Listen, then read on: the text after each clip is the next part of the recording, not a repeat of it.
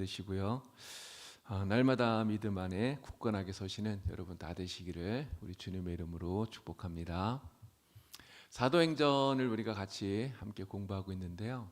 근데 오늘 우리가 이야기하려고 하는 이 주제가 사실은 좀 여러분들에게는 굉장히 낯선 이야기가 되리라고 생각이 됩니다. 우리가 고백하는 이 사도신경에는요, 이 음부에 내려가셨다고 하는 이러한 이야기가 사실은 빠져 있어요. 없기 때문에 그래요. 그래서 음부에 내려가시고 이렇게 이야기를 하면 굉장히 이 내용이 낯설다고 하는 것이죠. 자, 그러나 이 음부에 내려가셨다고 하는 이 내용이요, 라틴어로 되어 있는 사도신경 원본에는 들어가 있습니다. 원래 있었던 이야기인 거죠. 원래 있어요. 여러분들이 가지고 있는 찬송가, 이 성경책 맨 앞에 보시면 표지 안쪽에 여기에 사도신경이 나오죠.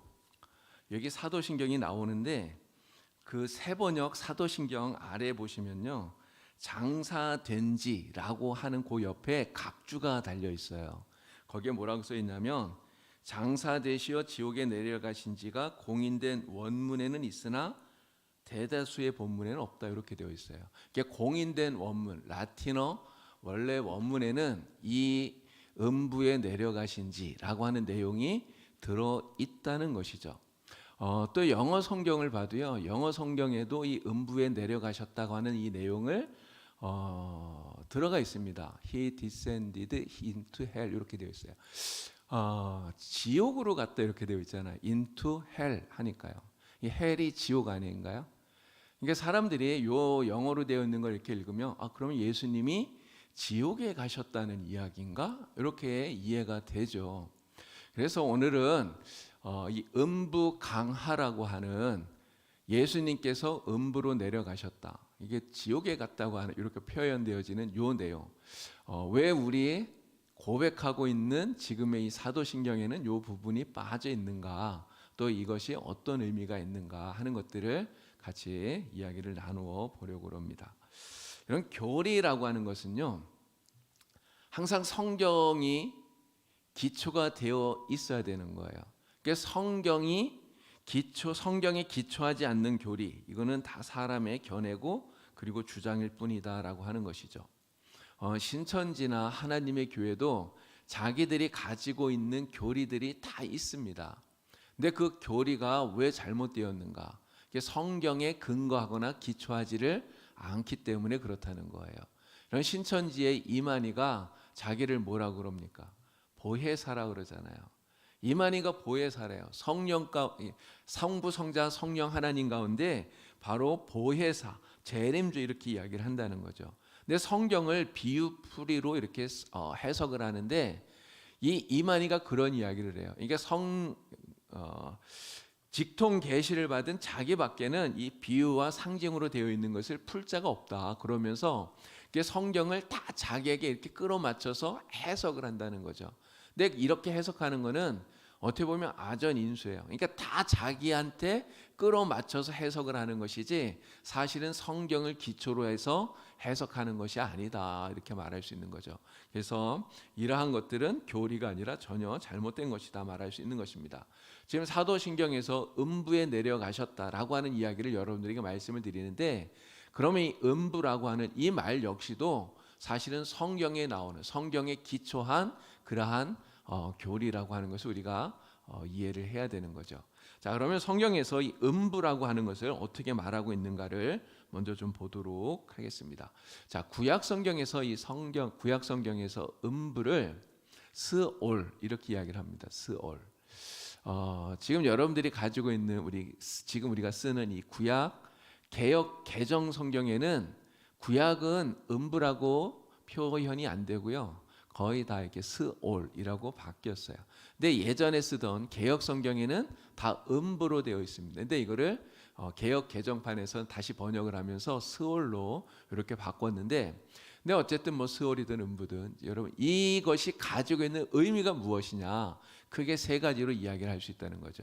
하나는 죽음 그 자체이고요, 그리고 또 하나는 무덤, 그리고 또 하나는 죽은 자가 가서 거하게 되는 곳, 이런 의미가 있다는 것입니다. 자, 시편 116편 3절 4절 말씀을 보면 자, 이렇게 되어 있어요. 사망의 줄이 나를 두르고 스올의 고통이 내게 이름으로.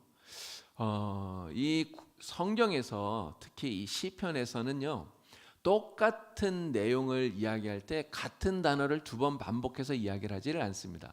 그러니까 같은 의미, 같은 뜻을 가진 단어를 다른 단어를 이렇게 두 번 연속해서 쓰게 되는 거예요. 그래서 지금 여기에서 말하는 사망의 줄하고 스올의 고통은 사실은 같은 의미를 가지고 있는 같은 표현의 단어다, 이렇게 말할 수 있는 거죠. 그래서 스올의 고통이라는 게 무엇인가? 바로 그 앞에 있는 사망의 줄이 이 스올의 고통이 무엇인가에 대한 답이 되는 거예요. 스올의 고통이 무슨 고통일까요? 죽음의 고통이에요. 죽음의 고통, 사망의 고통. 죽음으로 말미암아 우리에게 오게 되는 그 고통을 말하는 것이죠. 자, 요나서 2장 2절 말씀을 보면 요나가 이런 이야기를 해요. 내가 스올의 뱃속에서 부르짖었다, 이렇게 얘기를 해요. 내가 스올의 뱃속에서. 여기서 말하는 스올이 무엇이냐? 무엇일까요? 지금 요나가 들어가 있는 물고기 뱃속을 스올이라고 말하는 것입니다. 요나가 이 물고기 뱃속에 들어가서 하나님께 기도했잖아요. 근데 사실 이 물고기 뱃속에 들어가 있는 요나는 사실 지금 살아 있습니다. 죽은 상태는 아니에요. 살아 있지만 사실은 죽은 것이나 다름없는 상태라는 거예요. 그럼 물고기 뱃속에서 다시 살아날 수 있는 가능성이 있습니까? 가능성이 없어요. 하나님의 기적이 아니면 요나는 살아날 수 없는 거예요. 이제 곧 조금만 시간이 지나면 그냥 소화되어서 죽고 마는 거죠. 그래서 이 물고기 뱃속은 지금 살아있지만 죽은 것과 똑같은, 근데 지금 요나가 내가 스올의 뱃속에서 이렇게 이야기할 때 이 스올이라고 하는 것은 바로 죽은 자가 있는 무덤을 이야기하는 것과 같은 의미다라고 하는 거죠. 그래서 이 스올이 의미하는 바가 바로 죽은 자가 거하게 되는 무덤, 이 무덤을 의미한다, 이렇게 생각을 하시면 되겠습니다. 그리고 또 한 가지는 욥기 10장 21절 말씀인데요. 욥이 이렇게 이야기를 해요. 내가 돌아오지 못할 땅, 곧 어둡고 죽음의 그늘진 땅으로, 이렇게 이야기를 합니다. 내가 한번 가면 돌아오지 못하는 그 어둡고 캄캄한 그늘진 그 땅이 무슨 땅이냐? 여기가 스올이라는 거예요. 스올. 바로 죽은 자가 가서 거하는 그 장소를 스올이다, 이렇게 이야기를 해요. 그래서 구약 성경에서 이 음부, 스올은 바로 이 세 가지, 죽음 그 자체, 또 무덤, 그리고 죽은 자가 가서 거하는 장소를 의미한다. 여러분들이 이렇게 생각을 하시면 되겠습니다. 자, 신약에서는 그런 음부를 무엇이라고 이야기를 하는가? 헬라어로 음부를 하데스라고 말합니다. 하데스.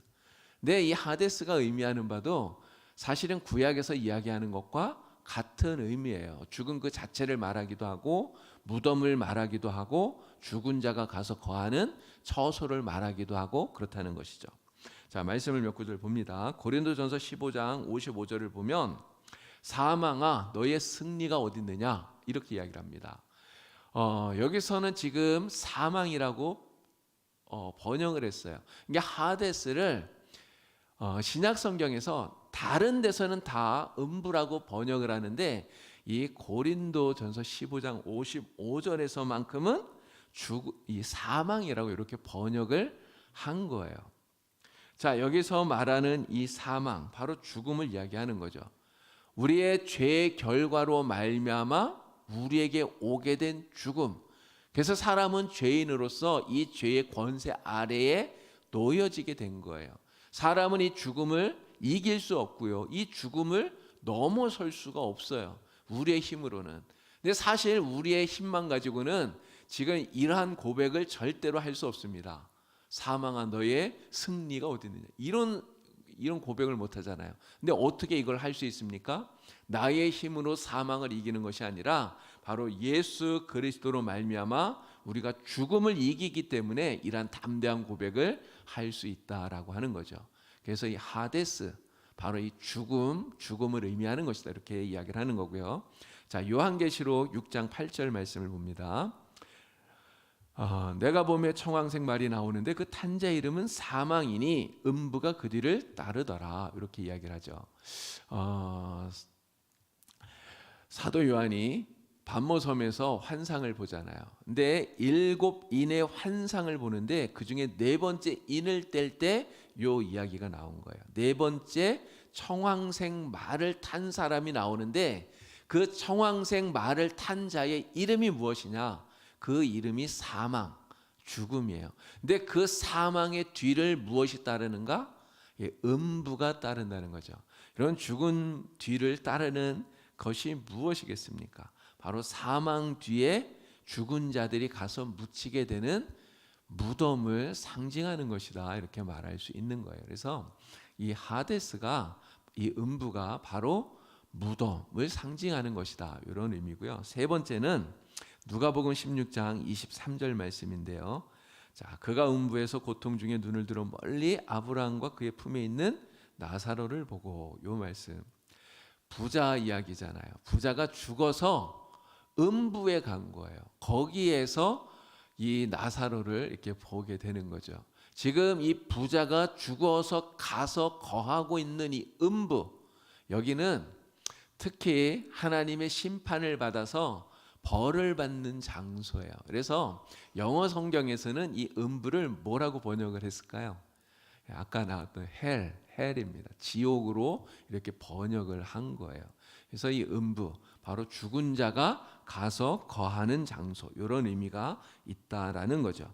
자, 그러면 이 구약에서도 그렇고 신약에서도 그렇고 이 음부가 죽음 그 자체, 죽음의 권세, 또 죽은 자들이 들어가게 되는 무덤, 또 죽은 후에 가서 거하게 되는 그러한 장소, 이런 것들을 의미한다고 말씀을 드렸는데, 자, 그러면 예수님께서 음부로 내려가셨다 이야기를 했잖아요. 예수님이 음부로 내려가셨다. 이 의미가 무슨 뜻인가라고 하는 거죠. 그게 두 가지를 우리가 생각해 볼 수 있어요.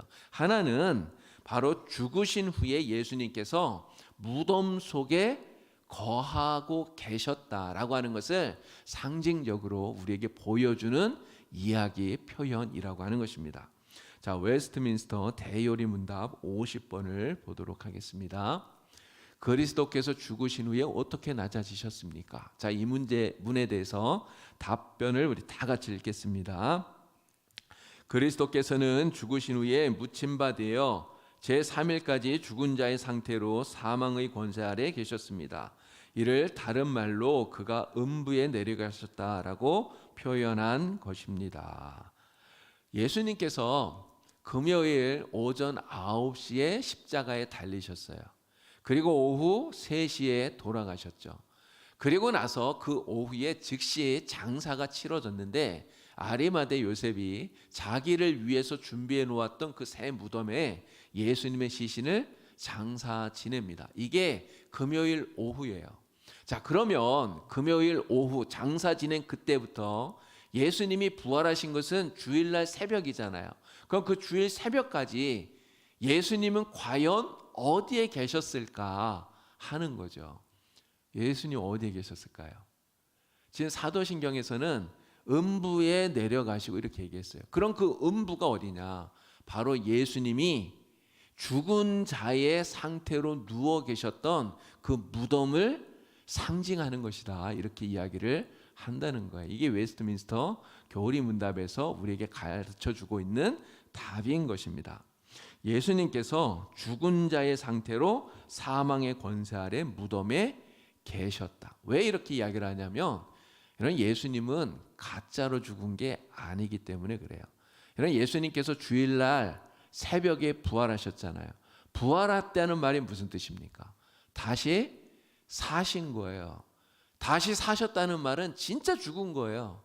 다시 사시기 전까지는 죽은 자의 모습으로 사망의 권세 아래 무덤 속에 묻혀 있었던 거예요. 원래 누가 그렇게 되어야 되는 겁니까? 우리가 죄로 인해서 그렇게 죽은 자가 되어 무덤에 묻혀야 되는 것을 예수님께서 우리 대신 죽은 자가 되어서 무덤 속에 계셨다는 거예요. 자, 이것을 베드로는 뭐라고 말하냐면 사망의 고통 가운데 있었다 이렇게 이야기를 하는 거예요. 자, 사도행전 2장 23절, 24절 말씀 우리 다 같이 함께 읽겠습니다. 그가 하나님께서 정하신 뜻과 미리 아신 대로 내준 바 되었거늘 너희가 법 없는 자들의 손을 빌려 못 박아 죽였으나 하나님께서 그를 사망의 고통에서 풀어 살리셨으니 이는 그가 사망에 매여 있을 수 없었음이라. 아멘. 사망의 권세에 매여서 꼼짝없이 무덤 속에 누워있는 그 상태가 바로 사망의 고통이라고 하는 거죠. 예수님께서 우리를 대신해서 바로 이러한 사망의 고통 가운데 계셨다라고 하는 것을 우리에게 보여주는 표현이 바로 음부로 내려가셨다라고 하는 의미다 하는 이야기예요. 자, 이 음부로 내려갔다고 하는 이 말에 또 한 가지 의미가 있습니다.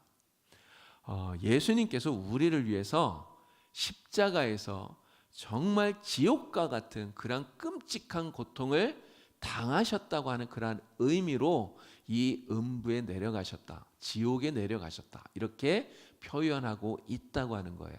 근데 이 이야기를 누가 하냐면 우리 장로교회를 시작한 칼빈이 이 이야기를 합니다. 기독교 강요라고 하는 것을 칼빈이 썼잖아요. 이 기독교 강요에 보면 칼빈이 이 부분을 이렇게 설명을 했어요. 제가 한번 읽어보겠습니다.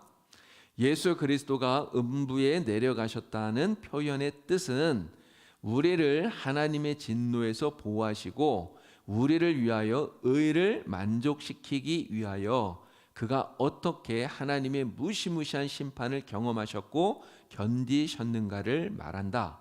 이처럼 그는 우리의 죄로 인하여 우리가 마땅히 받아야 할 형벌을 받으셨고 감당하셨다. 이 말이 무슨 뜻일까요? 이 말은요, 예수님이 진짜 지옥에 갔다는 이야기가 아니라 바로 십자가 위에서 우리를 위해서 당하신 그 고난이 지옥과 같은 그런 끔찍한 너무너무나 무시무시한 고통이었다는 거예요. 그 고통을 왜 예수님이 당하셨느냐? 바로 우리를 위해서 당하셨다. 그것을 보여주는 표현이 음부로 내려가셨다라고 하는 이 표현이다. 이렇게 이야기를 하고 있는 것입니다. 칼빈은요, 사도신경 해설을 이렇게 쭉 쓰면서 예수님께서 빌라도에게 고난을 당한 것, 또 십자가에서 못 박혀서 죽으신 것, 그리고 장사 지내고 음부로 내려간 이 모든 것들을 다 우리의 구원을 성취시키기 위해서 예수님께서 자기 자신을 하나님께 드림으로써 순종하셨다고 하는 이 일관된 주제로 이 내용을 다 풀어가고 있는 거예요. 근데 사실 이게 맞죠. 왜 예수님께서 이 땅에 내려오셨습니까? 누구를 위해서요? 우리를 위해서요. 왜 예수님이 십자가에 달리셨습니까? 우리를 위해서. 왜 죽으셨어요? 우리를 위해서요. 왜 음부에 내려가셨는가? 우리를 위해서 내려가셨다는 거예요. 자, 이 음부에 내려가셨다고 하는 이 표현, 바로 십자가 위에서 우리를 위해서 이런 끔찍한 고난과 이 지옥과 같은 이런 고통을 겪으셨다고 하는 이 표현이 예수님이 우리를 얼마나 사랑하시는가, 그 사랑을 우리에게 보여주는 그러한 표현이 된다는 거죠. 자, 하이델베르크 교리문답 44번을 보도록 하겠습니다. 음부에 내려가셨으며 라는 말이 왜 덧붙여 있는가 라는 질문이에요. 자, 이 질문에 대한 답을 우리 다 같이 함께 읽습니다. 내가 큰 고통과 중대한 시험을 당할 때에도 나의 주 예수 그리스도께서 나를 지옥의 두려움과 고통으로부터 구원하셨음을 확신하고 거기에서 풍성한 위로를 얻도록 하기 위함입니다. 그분은 그의 모든 고난을 통하여 특히 십자가에서 말할 수 없는 두려움과 아픔과 공포와 지옥의 고통을 친히 당하심으로써 나의 구원을 이루셨습니다. 아멘. 예수님께서 십자가에서 당하신 그 고통, 한마디로 말하면 지옥과 같은 끔찍한 고통이었다는 거죠. 왜 그러한 고통을 당하셨는가? 오늘 우리가 이 세상을 살아가는 동안에 여러 가지 많은 어려움들, 환난들을 당해요. 정말 큰 고통과 중대한 시험들을 당합니다. 그런데 그러한 때에 우리가 그것을 어떻게 이겨낼 수 있는가? 주님이 나를 위해서 그 지옥과 같은 고통도 견디면서 나를 구원해 주셨다고 하는 이 사실을 생각하면서 우리가 풍성한 위로를 얻는 거예요. 그리고 그 위로를 가지고 우리가 지금 당하는 그런 어려움들, 고난들, 시험들을 이겨내고 극복할 수 있게 만들어 주신다라고 하는 것이죠. 오늘 우리는 바로 이러한 주님의 그 구원의 은총을 확신하면서 주님이 주시는 이러한 풍성한 은혜를 얻게 된다고 하는 말씀입니다. 그래서 음부에 내려가셨다라고 하는 이 표현, 이게 진짜 지옥에 내려가셨다라고 하는 그런 말이 아니라 바로 십자가 위에서 우리를 위해서 주님이 당하신 그 고난이 마치 지옥과 같은 엄청난 끔찍한 고난이었다. 왜 그 고난을 당했는가? 우리를 위해서 당하시고 그리고 무덤에 묻히셨다고 하는 이러한 예수님이 우리를 위해 당하신 그 일에 대한 비유적인 표현이다. 이렇게 우리가 생각을 하면 되겠다라고 하는 것입니다. 영어 성경에서 지옥으로 갔다 이렇게 영어 성경에서는 이야기를 하잖아요. He descended into hell 이렇게 이야기합니다. 이게 지옥으로 갔다고 이야기를 하기 때문에 이걸 문자적으로 그대로 해석을 해서 예수님이 우리를 대신해서 우리가 가야 될 지옥을 예수님이 대신 가셨다 이렇게 이야기를 하면 사실 좀 은혜롭게 설교도 할 수 있지만 근데 이거는 성경적인 그러한 표현이나 해석은 아니라는 걸 우리가 기억해야 된다고 하는 것이죠. 자, 음부에 내려가셨다라고 하는 이 표현에 대해서 좀 잘못된 그러한 해석, 표현, 견해들이 몇 가지 있어요. 근데 두 가지를 여러분들에게 좀 소개를 하려고 합니다. 하나는 로마 카톨릭 천주교회가 가지고 있는 견해예요. 로마 카톨릭 천주교회에서 고백하는 사도신경은 내용은 사실 같아요. 근데 이렇게 말이 조금 다릅니다. 근데 이제 이렇게 되어 있어요. 십자가에 못 박혀 돌아가시고 묻히셨으며 저승에 가시어 사흔날에 죽은 이들 가운데서 부활하시고 이렇게 되어 있어요. 그러니까 우리가 고백하는 사도신경에 음부에 내려가시고 이 부분은 빠져 있는데 지금 천주교회 카톨릭에서 고백하는 사도신경에는 저승에 가시어 이렇게 들어가 있단 말이에요. 그러니까 음부에 내려가셨다는 거나 뭐 저승에 가셨다는 거나 그냥 의미는 비슷하다 이렇게 생각이 되지만 사실은 이 카톨릭의 이 이야기는 완전히 다른 이야기예요. 완전히 달라요. 자, 이 카톨릭은요, 예수님이 진짜 지옥에 갔다고 이해하고 있는 거예요. 예수님이 십자가에서 죽으신 다음에 진짜 지옥에 가셨다는 거예요. 근데 예수님이 가신 그 지옥이 어디냐? 림보라고 하는 지옥이에요. 림보. 이 림보라고 하는 말은 라틴어에서 경계선이라는 뜻입니다. 외곽, 가장자리 이런 뜻이에요. 그게 지옥의 가장자리, 지옥의 경계 이런 뜻이에요. 여러분 카톨릭은요 천국과 지옥만 말하지 않아요. 그 사이에 뭐가 있죠? 연옥이라는 게 있습니다. 연옥. 연옥은 어떤 사람이 갈까요? 천국에 갈 만큼 착하진 않고 지옥에 보낼 만큼 나쁘지는 않아요. 이렇게 좀 어중간한 사람들이 있잖아요. 근데 이런 사람들이 연옥에 가서 자기들이 살아있을 때 지었던 그러한 잘못들을 회개하고 막 이렇게 하면서 좀 수양을 해서 이게 천국에 가기 위해 잠깐 머무르는 데가 연옥이에요. 그런데 이 연옥에도 보내기 좀 애매한 사람들이 있다는 거예요. 어떤 사람이 그러냐면 구약 시대의 선조들이 그래요. 여러분 아브라함, 다윗, 우리는 당연히 천국 갔을 거라고 생각하지만 여러분 아브라함도 다윗도 전부 다 원죄를 가진 사람들이에요. 그렇잖아요. 그러니까 원죄를 해결할 수가 없는 거예요. 그렇기 때문에 하나님을 믿긴 하지만 완전한 구원을 받질 못해요. 그래서 천국에 가기 전에 이 림보라고 하는 곳에 머물러 있게 되는 거예요. 이 림보, 이거를 바로 이 선조 림보라고 말합니다. 그러니까 구약의 선조들이 잠시 머물러 있는 림보 지옥이에요. 그리고 또 하나의 림보가 있는데 유아 림보라고 하는 겁니다.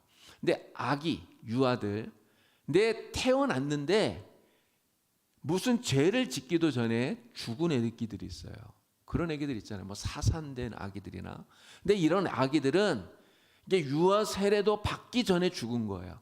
무슨 죄를 지을 것도 없잖아요. 근데 이런 아기들은 원죄를 갖고 있기 때문에 그냥 지옥에 보내면 너무 이건 뭐라 그래야 되나요? 너무 비참하다 그래야 되나요? 근데 이런 아기들은 그럼 어떻게 해야 되냐? 근데 원죄가 있는데 그냥 천국으로 보낼 수는 없고, 그래서 이런 아기들이 잠시 머물러 있는 곳, 이게 유아 림보예요. 근데 예수님께서 십자가에서 죽으신 다음에 이 림보에 가셔서, 림보 지옥에 가셔서 바로 이러한 선조들, 이러한 유아들을 구원시켜 주셨다라고 말하는 게 가톨릭의 저승의 가시오라고 하는 말 속에 담긴 의미라는 거죠. 근데 이것은 굉장히 비성경적인 이야기입니다. 이거는 잘못된 거예요. 로마 교황청에서 이 림보 교리를 정식적인 가톨릭의 교리로 인정한 적은 없어요. 그런데 가톨릭에서 지금까지도 계속해서 이게 폭넓게 받아들이고 있는 교리라고 하는 거죠. 그러나 이 림보 교리는 전혀 성경적이지 않다라고 하는 것을 우리가 꼭 기억을 해야 됩니다.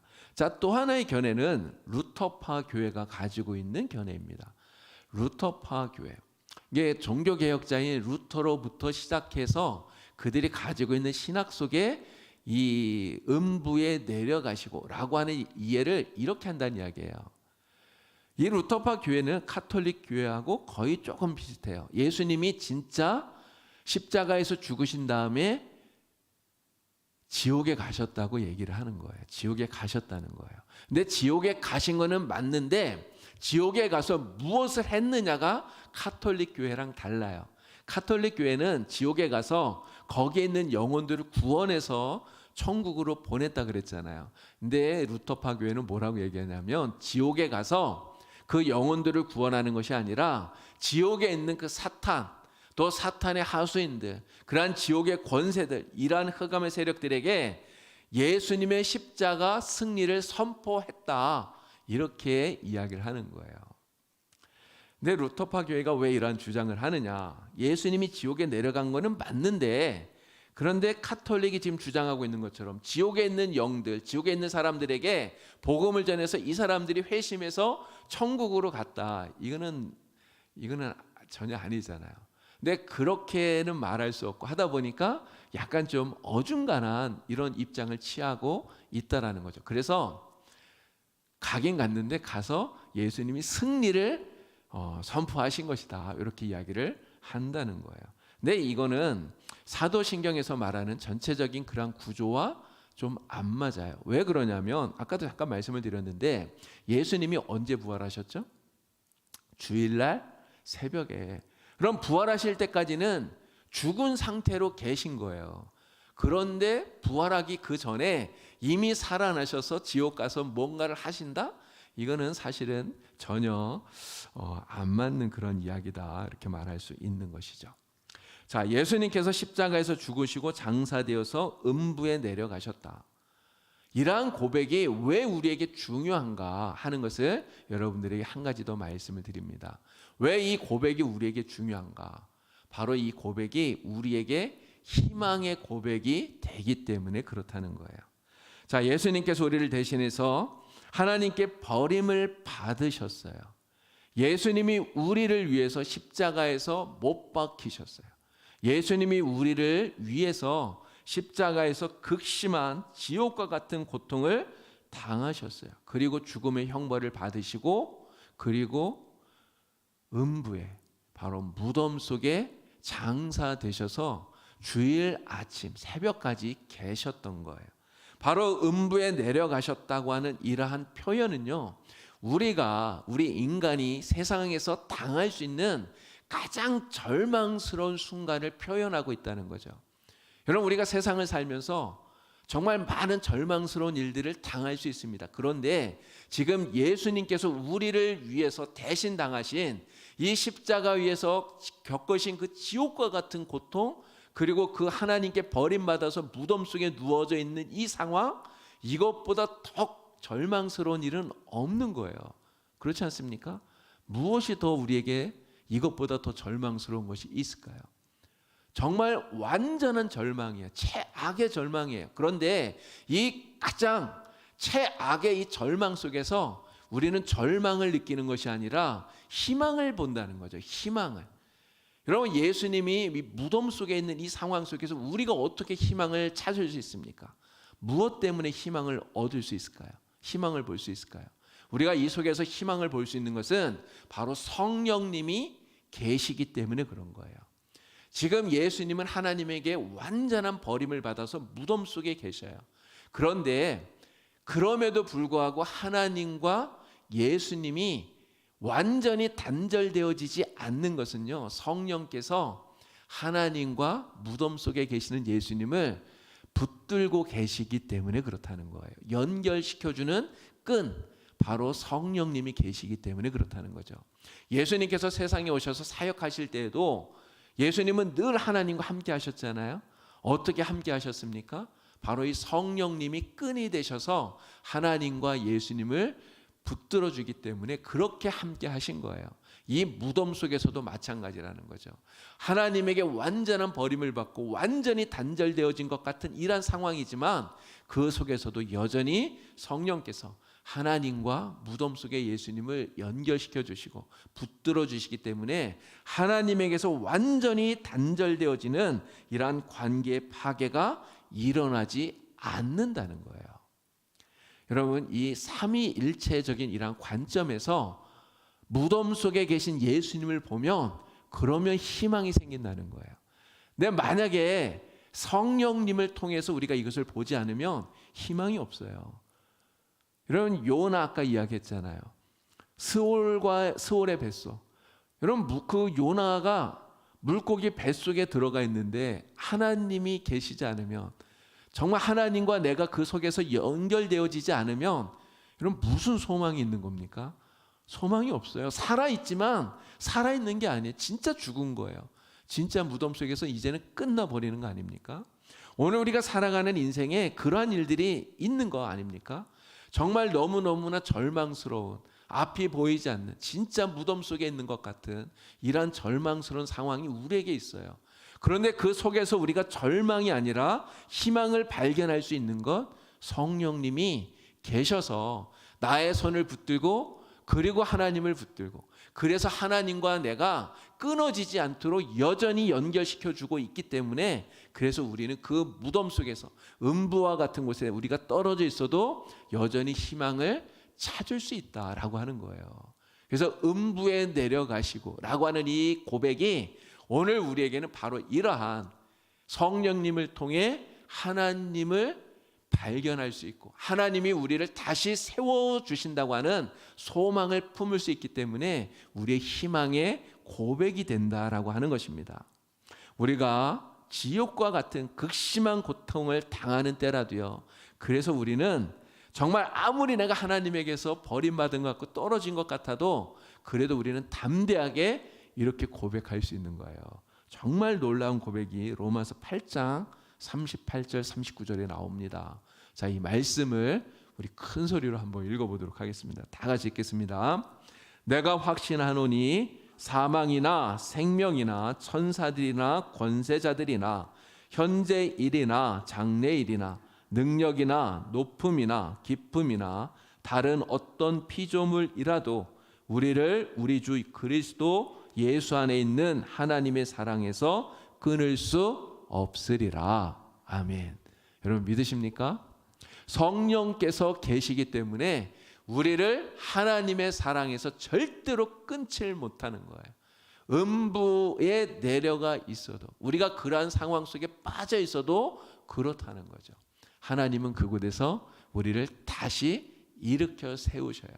예수님을 그 음부 속에서, 무덤 속에서 다시 일으켜 세우신 것처럼 우리를 다시 일으켜 세우실 줄로 믿습니다. 이러한 희망을 우리는 이 고백 속에서 발견하게 된다는 거예요. 그래서 이 고백이 우리에게는 너무너무나 중요하다고 하는 거죠.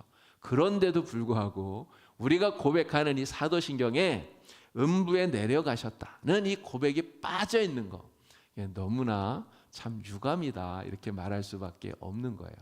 그럼 이게 왜 빠졌을까요? 왜 빠졌을까요? 사실 우리나라 기독교가 처음 전래됐을 때 1884년도에 이게 알렌 선교사가 들어왔고요. 그리고 이제 85년도에 언더우드 또 아펜젤로 선교사가 우리나라 들어오지 않았습니까? 근데 그분들이 들어와서 사역할 때 그때만 해도요, 이 사도신경에 이 고백이 들어가 있었다고 해요. 언더우드 선교사가 1894년도에 이 사도신경을 번역을 했는데 거기에도 들어가 있었고요. 또 1905년도에 장로교 선교사 협의회에서 사도신경을 다시 번역했는데 거기에도 이 고백이 들어가 있었던 거예요. 이게 처음에는 있었던 거예요. 자, 그런데 이게 왜 빠지게 되었는가? 이런 감리교는 이단 아닙니다. 감리교는 정상적인 우리와 똑같은 그러한 정상적인 그런 교단이에요. 자, 그런데 이 감리교의 시초가 누굽니까? 감리교를 창시한 사람 요한 웨슬리라고 하는 사람이에요. 요한 웨슬리인데 이 요한 웨슬리가 1784년도에 감리교 신조라고 하는 것을 작성을 해요. 근데 이 감리교 신조를 작성하면서 거기에 이 사도신경에 이 고백을 빼버린 거예요. 음부에 내려가시고를 요한 웨슬리가 뺀 거예요. 자, 감리교를 창시한 요한 웨슬리가 빼니까 그 이후에 모든 감리교 신자들은 어떻게 할까요? 당연히 그걸 따라갈 수밖에 없겠죠. 그래서 우리나라에 들어온 감리교 역시 마찬가지였던 거예요. 자, 1908년도에 장로교하고 감리교가 같이 합동 찬송가라고 하는 것을 만들게 됩니다. 우리 옛날에 합동 찬송가 계속 썼었잖아요. 근데 이 합동 찬송가를 만들 때 어떤 문제가 생겼냐면 찬송가 앞 페이지, 뒷 페이지, 안쪽 안에 주기도문, 십계명, 사도신경 요거를 넣었잖아요. 근데 주기도문이나 십계명은 문제가 안 돼요. 왜 문제가 안 됩니까? 성경의 본문이 정확하게 나오니까 그걸 그대로 딱 넣으면 돼요. 아무 문제가 안 돼요. 그런데 사도신경은 감리교하고 장로교회가 서로의 입장이 좀 달랐던 거예요. 장로교회는 이 음부에 내려가셨다는 요 고백이 들어가 있는 사도신경을 쓰고 있었고요. 근데 감리교는 이게 빠져 있었던 거죠. 그러니까 이 감리교회하고 장로교회가 요것 때문에 좀 이렇게 부딪혔던 것 같아요. 그런데 결국 어떻게 되었을까요? 우리 장로교회가 왜 그랬는지는 잘 모르겠습니다. 하여간 양보를 했대요. 그래서 지금까지 우리가 쓰고 있는 이 사도신경 안에 음부에 내려가시고 라고 하는 고백이 빠지게 되었다고 하는 거죠. 사실 이렇게 생각을 하니까 참 아쉽다. 하여간 이런 생각이 좀 들기는 합니다. 자, 그러나 어쨌든 이 음부에 내려가시고 라고 하는 이 고백이 우리의 신앙 고백에 있어서 정말 중요한 고백이다 라고 하는 것을 여러분들은 꼭 기억을 하시면 좋겠습니다. 자, 다시 한번 아까 우리가 보았던 하이델베르크 교리문답을 통해서 이 음부에 내려가시고 라고 하는 이 말이 가지고 있는 의미를 다시 한번 읽어보고 오늘 제 말씀을 마치도록 하겠습니다. 자, 빨간 글씨로 되어 있는 답 부분을 우리 다 같이 크게 한번 읽겠습니다. 내가 큰 고통과 중대한 시험을 당할 때에도 나의 주 예수 그리스도께서 나를 지옥의 두려움과 고통으로부터 구원하셨음을 확신하고 거기에서 풍성한 위로를 얻도록 하기 위함입니다. 그분은 그의 모든 고난을 통하여 특히 십자가에서 말할 수 없는 두려움과 아픔과 공포와 지옥의 고통을 칭히 당하심으로써 나의 구원을 이루셨습니다. 아멘. 기도하겠습니다.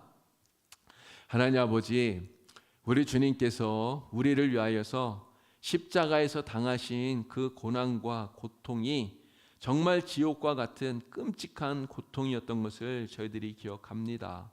우리를 구원하시기 위하여서 주님께서 그러한 고통을 당하시고 그리고 하나님에게 완전히 버림받아 무덤에서 사흘간 계셨는데 오늘 우리가 그러한 주님을 생각할 때 오늘 우리가 당하는 그 어떠한 어려움이 있더라도 정말 주님으로 말미암아 풍성한 위로를 얻고 또 승리할 수 있게 되는 줄 주여 믿습니다. 주님께서 주시는 위로가 우리 모든 성도들에게 풍성하게 넘쳐나게 하여 주시고 늘 주님을 믿고 의지하면서 우리가 어떠한 어려움 속에 있더라도 하나님께서 우리를 붙들어 주시고 그 모든 어려움 속에서 반드시 일으켜 세워 주실 것을 믿고 이 믿음을 가지고 승리할